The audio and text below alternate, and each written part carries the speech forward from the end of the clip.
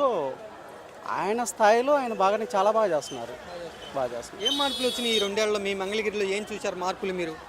మార్పులు నేను చూడటం కాదు, జనాలు చూశారండి. అది ఇప్పుడు నేను ఒక్కటి చూడటం కాదు కదా, ఇక్కడ జనాలు చూడండి. ఇప్పుడు ఎక్కడంటే ఇప్పుడు స్ట్రీట్ లైట్ల నుంచి, సీసీ కెమెరాల నుంచి, డెవలపింగ్ నుంచి అసలు ఎక్కడ కూడా ఒక మనకి ల్యాబ్స్ కనపట్లేదు. వర్క్ జరుగుతుంది.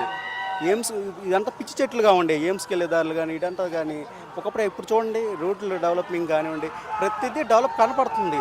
అంటే మనందరం అనుకుంటే ఏంటంటే 2 సంవత్సరాల్లో మనం ఏదో అలీబాబా అబ్దుల్ దీపంలో జరిగదు సార్.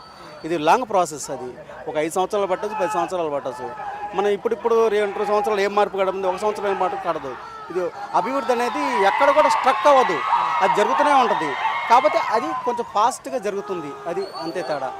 మంగళగిరిలో గత ఎమ్మెల్యే పనితీరుకి ఇప్పుడు నారా లోకేష్ పనితీరుకి తేడా కనబడుతుందా? బేరే చేసుకోలేము సార్. అది ఆ పనితీరు ఈ పనితీరు బేరే చేసుకోలేదు, కాకపోతే బెటర్గా కనపడుతుంది. అది వర్క్ అంతే.